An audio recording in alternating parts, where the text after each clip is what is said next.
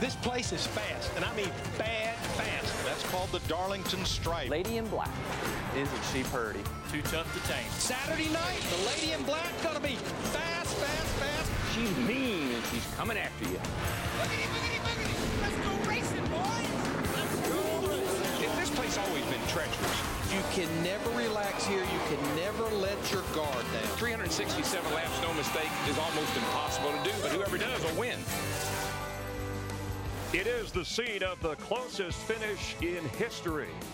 It's the track with as many nicknames as challenges. Fox Sports welcomes you to NASCAR Sprint Cup racing from Darlington Raceway in South Carolina. A change of the points lead as drivers talking about what they have to do tonight with the Lady in Black or the track too tough to tame. We'll see how it plays out. A Hollywood hotel in the infield of a rickety and adventurous old track. And glad you're with us, along with Darrell Waltrip, Jeff Hammond, Chris Myers. Glad you could join us for a return to racing's roots. And for those of you looking for the conclusion of the Red Sox-Yankees game, they earlier had an hour 15 rain delay. You can catch it on the Fox Cable Network channel FX. Happy Mother's Day weekend to all. And Darrell, before we talk racing, special thoughts for those who have been hit hard in the state of Tennessee because of flooding. And I know that for you, hits close to home. It really does, Chris. And for all of our buddies back in Nashville, you know, we're here racing tonight, but our hearts and prayers are with everybody in the Nashville area. Devastation. I've never seen anything like it. They call it our 100-year flood. Opryland Hotel, all downtown on Broadway, music, all the music people down there were hit hard. It's just devastation, and I'm proud of the people from the volunteer state because they're stepping up, volunteering, and taking care of it themselves. Not whining about it, helping each other, and donations to the Red Cross would be appreciated. Well, with 4 different winners in the last 4 races, snapping losing streaks have become commonplace. Somewhat new and improved Kyle Busch celebrated his 25th birthday by ending his own string of 21 races without a win, taking Richmond, the driver of the 18 car, winning the 17th race of his career. He and Dave Rogers have got some work to do. Why isn't Kyle Busch winning races? But he needs to be more reckless. I've got to get back to being the bad boy. Keep an eye on the 18 tonight. You know you like that. Here comes Kyle. He needed that a lot. Wild Thing wins in Richmond. Nice to have Kyle Busch with us from Joe Gibbs Racing, getting ready to roll tonight. Kyle, thanks again and congratulations on the win. Your owner, Joe Gibbs, said he likes the new Kyle Busch. What do you think he meant by that?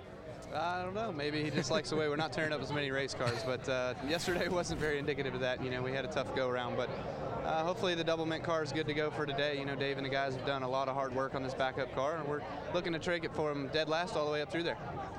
Hey, Kyle, it's DW. Last night I laughed. I just laughed when I heard Hamlin call you on the team radio and say, is this the new Kyle or the old Kyle? Is this the happy Kyle or is this the mad Kyle? What are we going to see tonight, brother? You won last week. What are we going to see tonight?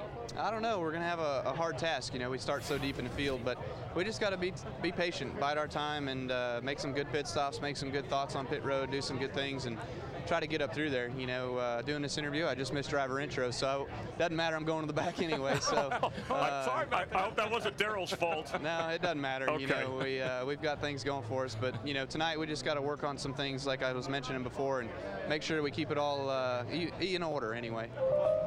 Kyle, now I've been hard on you and Dave Rogers this year, and you guys have turned the corner, and you're looking strong as far as the points. You got the victory lane.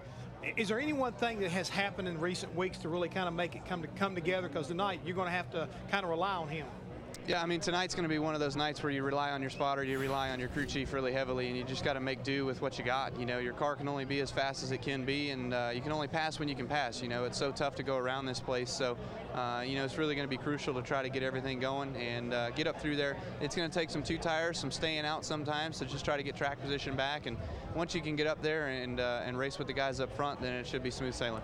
All right, Kyle, thanks for your time again. Sorry about delaying there a little bit. I like a driver with personality who's also winning races finally, 3rd in points, a true championship threat. I've always been a big fan because of the way he races. I like the way he gives 100% all the time. Might want to try 90 tonight, though, for a while. All right, part of the reason he might have been a little bit, you know, edgy because of what happened in practice, right? We had up to 17 cars that scraped the wall, which is, and we have 6 drivers in the race tonight that are in backup cars. Guys were going down like a noob in Call of Duty. But that's the reason why we talk about this racetrack like we do, and it's got all these nicknames. You come here, you have got to understand this racetrack will jump up and bite you in a heartbeat, and that's what makes it like you either love this place or it's your worst nightmare. It's quirky. It very much is. It's quirky. It's shaped like an egg. And so, you know, when you call a racetrack, it's shaped like an egg, you must be an egghead, right?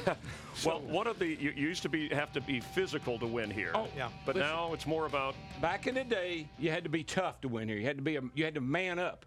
Now you got to be smart. I believe you got to give 90% about 90% of the race, but the last 10% you got to give 100% to win. I don't know about the math, but I know what he means. But when he starts talking about being smart, that kind of worries me. Well, now, you did win here 5 times. I was talking about egghead. All right, give me a quick smart driver. All right, Mark Martin won last year. 2 Jeffs and a Mark. Okay, all right. That'll help us out. Jamie McMurray, by the way, on the pole, first driver to go back over 180 miles per hour in qualifying. And again, if you're looking for the Red Sox Yankees on FX, they earlier had a rain delay. They are playing now on our cable Fox affiliate. We're live here in Darlington for a little NASCAR. Here's what's around the turn. We're going to read a chapter from the How to Get a Lap Back 101. Daryl and Jeff explain the wave around rule, how it affected the last race. It might affect one in the future. Success requires good communication, but you have to speak the language. And we'll go to track lingo and try to understand. And the owner-driver, Tony Stewart. It's a little early to say he's in a sophomore slump, but we'll ask him about it. All that plus gas and go. Make sure to take care of Mom on Mother's Day weekend. We're glad to have you for NASCAR on Fox. That was Jeff Gordon. Here they come! Harvick! It's Harvick! One of the best closers in the business. So after 10 races, Harvick takes the points lead from Jimmy Johnson. Last year, Kevin was 23rd at this time. 6 of the top 12 drivers have not won in more than a year. Junior just out of the top 12, 4 points from that spot. The furthest anyone has made the chase after 10 races. Matt Kenseth, 24th in 2005, and he got in again. For those of you trying to catch the conclusion of the Red Sox Yankees, they earlier had a rain delay. They're playing now on FX, our Fox cable affiliate. The DirecTV head-to-head knockout contest wraps up tonight. You guys have been following this all along. Your fastest 4, Daryl. What are you looking for? We'll knock him out later. Well, I got Denny Hamlin tonight, and I'll tell you why. I like the 11 car. It's got a lot of history here, and that car is fast. He could win tonight. Well, you can already tell. I like Kevin Harvick. I think he is leading the points. He's going to turn things around tonight and make Darlington his favorite place. How many times 29 won here? I think he has. The same number your guys won here. I like the animated bobbleheads. Head-to-head, baby. If you want more, go to directtv.com/NASCAR. Darlington has been voted by fans as one of NASCAR's greatest tracks. Dale Earnhardt Jr., though, he might beg to differ. He has a love-hate relationship with this place. Friday, he took to the track, and then the track took to him. And then afterwards, kind of tongue-in-cheek, Junior said, I'll probably come here when I'm 45, run a race, and say the hell with it. And he may not be alone. Turn 4 is creating havoc. Oh, pow. Yeah, it's just typical Darlington. Might as well not even decal the right side when you come here. What we call the Darlington stripe. We're getting about 1 a lap right now. Looks like the Mountain Woo car just got into the wall. Rolling out another number 88. Dale Earnhardt Jr., a tough start to tonight's race, into the wall a couple of times at the most difficult racetrack anyone could possibly imagine. What are your thoughts going into tonight's race? Well, we got in the wall a little bit with the primary car. We probably could have fixed it, but we only had a few hours of practice left and didn't want to get to looking at the car later at night and find some things bent on it and wonder what to change. So we just decided to get the backup out, and we hit the wall with it a couple times too, but that thing's going to have to be able to hit the wall a few more times before we load it up tonight. So seems like you hit it probably half a dozen times during the race anyways, every trip here. So we feel like the car handles good and drives good. What little practice we did get in, it was pretty fast. So track position is going to be real important. We wish you the best tonight. Thank you.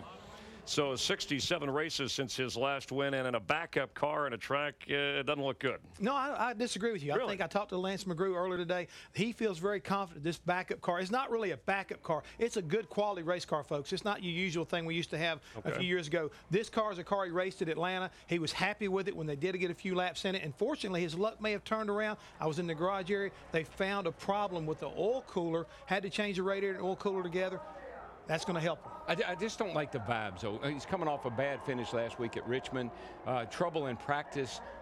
Qualified okay, they need something good to happen to them early. They need to get up to the front and stay there if they're going to do any good tonight. Only one DNF in his last 15 Darlington races for Junior. Well, this season, in order to make the races more interesting for viewers, fans, and drivers, NASCAR instituted a series of rules changes